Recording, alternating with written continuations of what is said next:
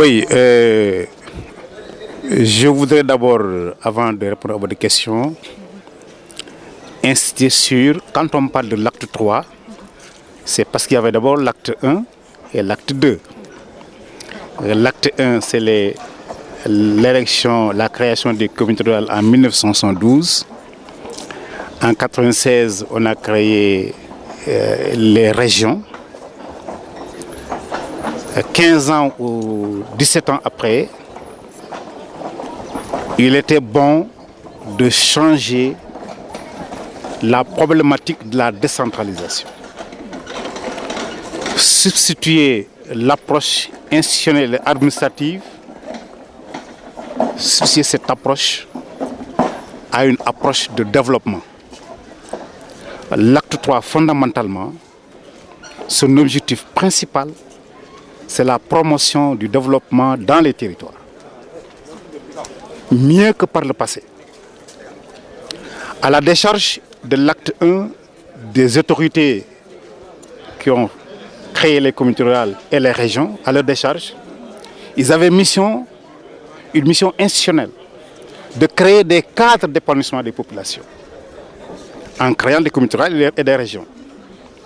Je pense qu'il est temps maintenant, après cette organisation territoriale sur le plan institutionnel administratif, mais de mettre l'accent sur les questions de développement. C'est ça le substrat de l'acte 3 de la décentralisation. Le président de la République a, dans sa vision, dit que nous devons organiser le Sénégal en territoire viable, compétitif et porteur de développement durable. À cet égard, les experts sont réunis en ont dégagé 3 axes stratégiques.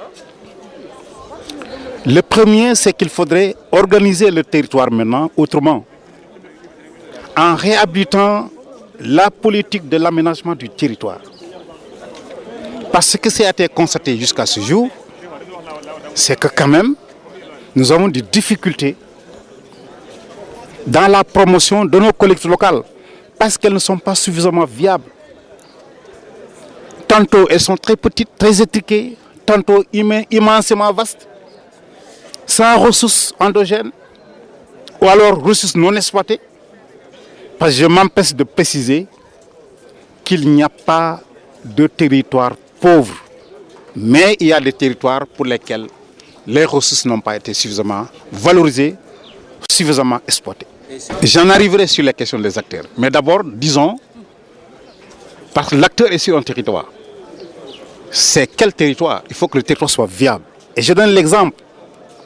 Quand vous regardez les communautés rurales dans leur configuration actuelle, nous avons vous prenez la communauté rurale de Oudalaye, je le dis souvent, 17 fois plus grande que la région de Thiès. Plus vaste que la région de Kaolack. Pris isolément, hein?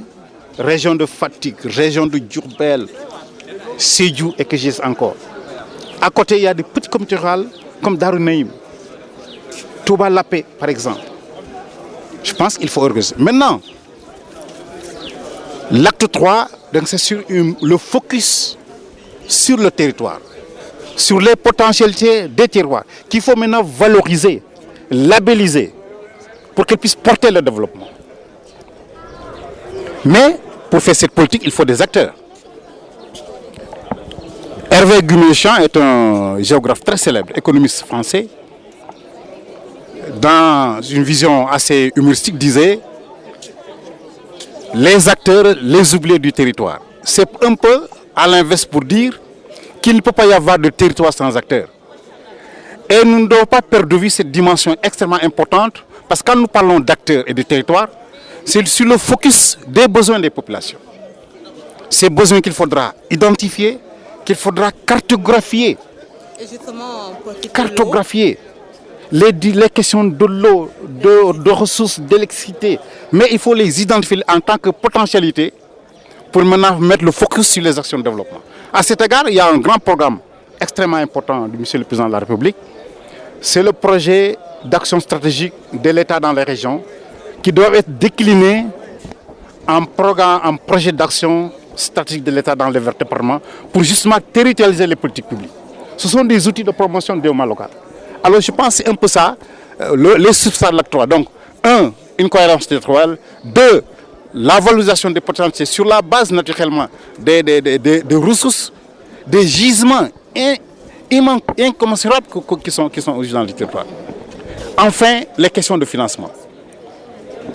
Parce qu'on ne peut pas promouvoir le développement s'il n'y a pas de financement. Des financements innovants. Je disais tantôt que nous avons un financement classique, les fonds de dotation de la décentralisation, à hauteur de 18 milliards 650. Les fonds d'équipement des collectivités locales, ce qu'on appelle communément les fonds de concours, 12 milliards 550. Le BCI décentralisé, en moyenne 4 à 5 milliards. C'est tout ça qui est injecté dans le secteur. Mais malheureusement, on n'a pas encore vu les résultats concrets.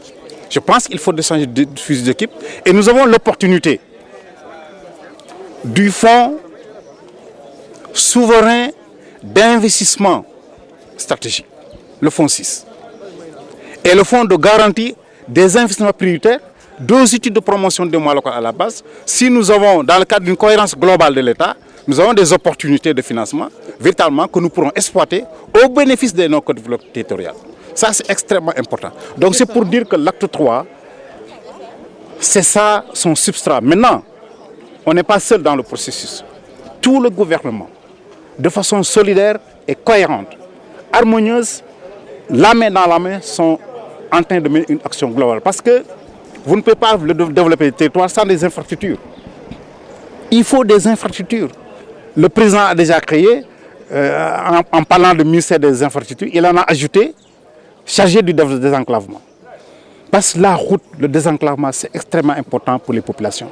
Ça permet d'abord d'écouler les marchandises, d'écouler les produits, mais aussi, quand on est malade, qu'on puisse aller à l'hôpital rapidement. Et d'y mettre les poteaux de courant, de l'électricité.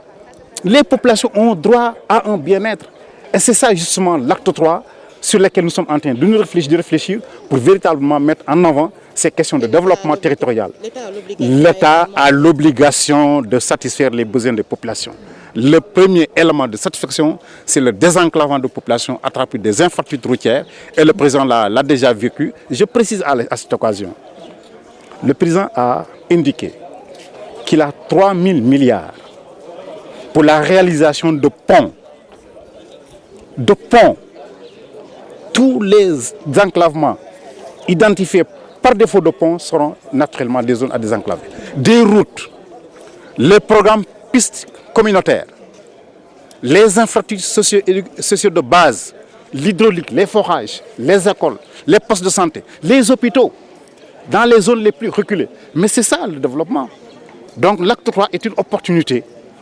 Nous, en tant que ministère de l'aménagement du territoire et des collectivités locales, est une opportunité sur laquelle que nous allons exploiter. En termes de guichet, j'ai parlé du fonds GIP, du fonds 6, les opportunités également du ministère des infrastructures et des désenclavements, pour que nous mettons en place un aménagement territorial assez cohérent, assez pertinent, fondé sur des territoires viables pour que véritablement promouvoir le développement économique et social. Alors effectivement, nous sommes à la 5e édition du Forum sur la responsabilité sociétale. Jusqu'à présent, nous avions organisé les forums, les éditions à Dakar. Cette année, c'est un forum qui est décentralisé parce que, comme vous le savez, le chef de l'État a émis un acte très fort dans le cadre de la décentralisation à travers l'acte 3 de la décentralisation. Nous estimons qu'il est important aujourd'hui que les entreprises puissent s'intéresser à ce concept de l'acte 3 et surtout investissent dans les territoires. Donc investissent notamment dans la production et surtout dans les chaînes de valeur des filières agroalimentaires et agroécologiques. Donc il nous a semblé important aujourd'hui d'organiser cette édition à Thiès, donc dans la région de Thiès, qui pour nous est une région importante et qui est porteuse d'espoir, notamment dans le domaine économique. Alors effectivement, la responsabilité sociétale, c'est d'abord la prise en compte par les chefs d'entreprise dans leur système de gouvernance de préoccupations sociales. Donc social, qui dit social interne, donc des préoccupations de leurs collaborateurs, mais également des préoccupations environnementales. Il faut aujourd'hui que de plus en plus les chefs d'entreprise et les entreprises d'une manière générale et les acteurs économiques se soucient de la question environnementale. Troisième élément, c'est la responsabilité sociétale, c'est-à-dire vis-à-vis des communautés dans lesquelles évoluent les acteurs économiques et les entreprises. Il faut que de plus en plus les dirigeants d'entreprises prennent en compte cette donne-là de manière à participer ensemble au développement économique local et au développement du territoire.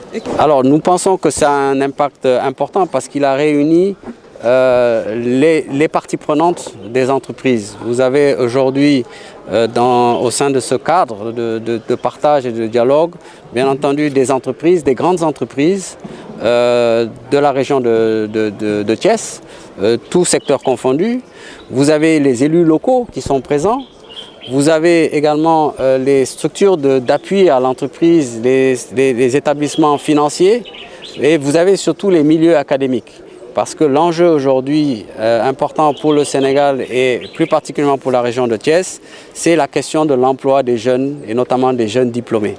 Donc l'objectif de ce forum va être aujourd'hui d'échanger pour voir d'abord quelle est la qualité du dialogue entre les entreprises et les collectivités locales, mais un dialogue qui doit permettre de booster le développement économique, c'est-à-dire l'entrepreneuriat. Et nous attendons à ce que les jeunes diplômés des structures de formation professionnelle puissent intégrer les chaînes de valeur notamment des filières agroalimentaires et agroforesterie de la région de Thiès. Alors c'est une convention qui porte sur le fait de créer ce qu'on appelle un centre régional d'excellence dans le domaine de la responsabilité sociétale.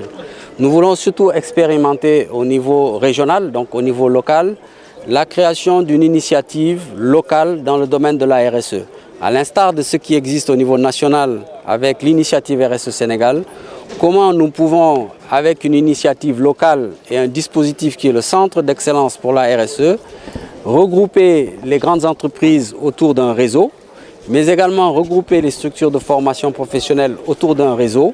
Et ces deux réseaux-là, voir comment on peut booster des micro-industries dans le domaine des filières agroalimentaires et agroforesterie. C'est tout l'objet de cette convention. Du Canada et peut-être que les collectivités locales et autres partenaires peuvent attendre du Canada. Tout d'abord, nous sommes très heureux d'être ici à l'occasion de cet important forum, d'ailleurs qui va s'étendre sur plusieurs jours. Nous sommes heureux également que pour la première fois s'associer à Thiès. Et comme le disait mon voisin de droite, une région en plein essor économique avec beaucoup de promesses. Nous sommes également heureux d'accompagner maintenant depuis 5 ans RSE Sénégal. Pour nous, la responsabilité sociale des entreprises est un élément essentiel de notre politique étrangère et nous attendons à ce que les entreprises canadiennes à l'étranger se conforment naturellement aux lois et aux normes en vigueur au niveau international et également accompagnent notamment les collectivités locales dans leur développement.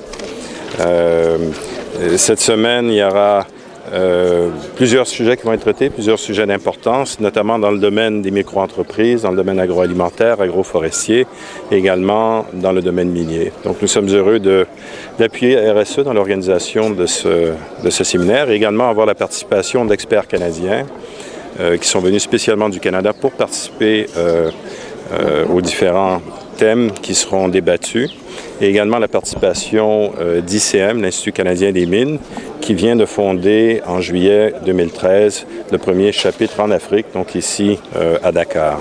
L'ICM est une association qui est vieille de plus de 100 ans et qui regroupe à peu près 14 000 membres du secteur minier et extractif canadien.